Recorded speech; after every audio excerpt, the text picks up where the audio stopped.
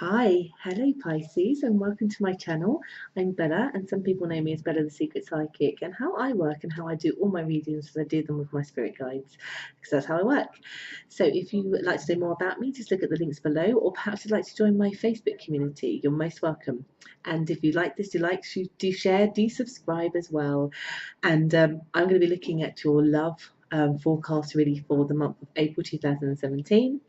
And it's a general overview where my guides will kind of give some overviews for you to be considering and thinking about. And it is a really interesting month because we have this astrological phenomenon where we have basically 4 planets going retrograde at different stages during this month. So we have Venus, which is currently happening now, lasts till the 16th. We have a Mercury retrograde from the 10th, and we have Saturn, and we have Pluto also going retrograde. So you've got these 4 beautiful astrological bodies basically standing still in the sky, magnifying their powerful intentions more than usual. And it is playing out, trust me, in very different ways for different star signs.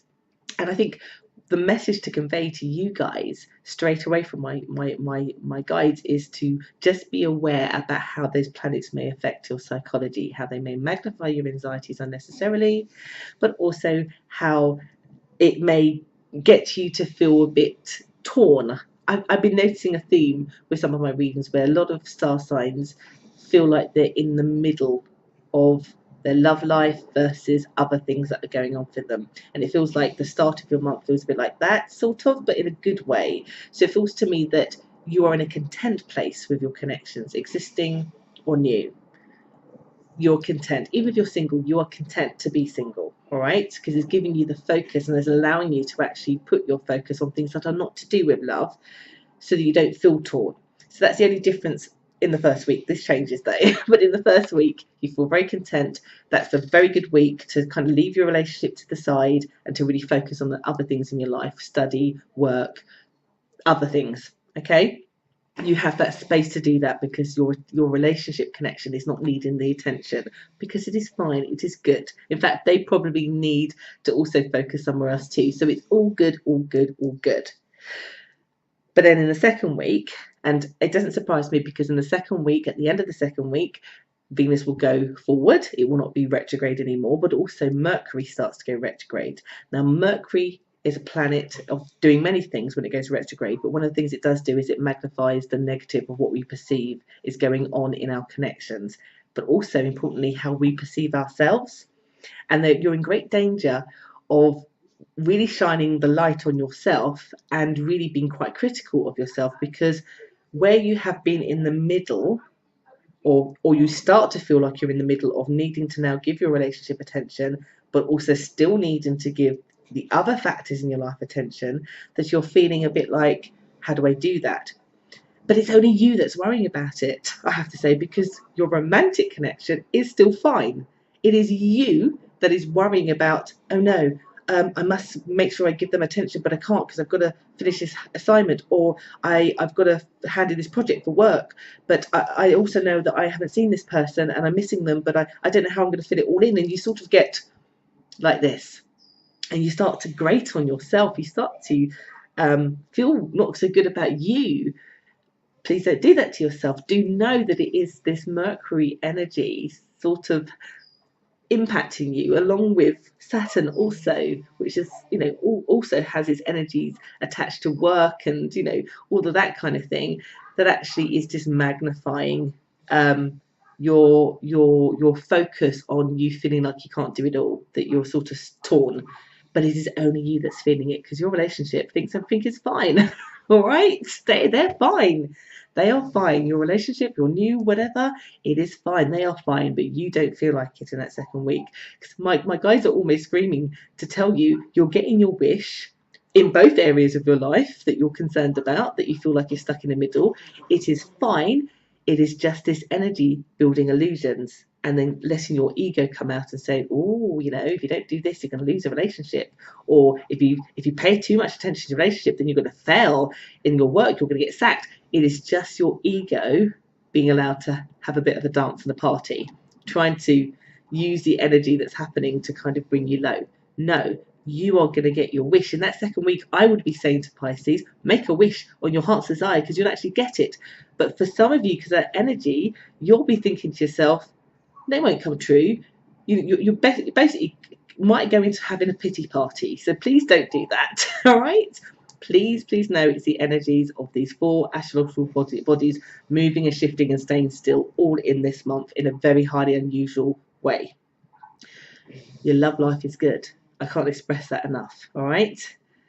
If you're starting to date somebody new, they are, as they say on the tin. If you're an existing connection or it's a new, fresh connection for the last couple of months, it is good. It is good. This is just your own inner talk, all right? Cut it out. So, and you will, because I feel that powerful energy only happens really in that week as Venus leaves and Mercury comes in. You can imagine that's 2 big shifts happening at the same time. It's going to mess with one star sign and it's messing with yours in that kind of way. So in the 3rd week, though, I get that you understand that your connection is fine, because it feels to me you've had conversations and they're like, no, if you need to do what you need to do to focus on the other area of your life, they're allowing you to do that. They're not being precious. They're not being needy. They're not being smothering. They're like, I want to give that space to you as a gift. I'm here. I'm not going anywhere. And you just feel, I can breathe. I know, and I trust that. And so it just, again, it allows you to do and focus on the other areas of your life to get things accomplished. And you feel good again about yourself. Really, really do. Basically, that's the kind of theme for this month, is that allowing yourself to truly understand that you are appreciated, respected, and that you are loved by the person that you are connected to, whether they are new or whether they're existing. Allow yourself to know that you are loved. So much so that you can leave, you can park that relationship. It doesn't need the attention like some others do in this month. You can focus on other things so that you are well in yourself to be able to give to that connection. Once you recognize that, you actually give more to that person than you are telling yourself that you can. My guides are saying here, you pretty much have everything. You pretty much have everything, and you just don't realize it. You've been given a gift by the person that you're with to allow you to step aside from the connection, but still be in the connection, so that you can deal with the other practical elements of your life to give you fulfillment and satisfaction. And I think that's a beautiful gift. And do that without fear that you're going to lose somebody or that they're going to go with somebody else. No. It's not going to weaken it, nothing. And you'll get that. Do not let that energy, particularly of Mercury, get into your psychology and make it difficult for yourself, because it is not needed. That's expressively the message that I'm getting here.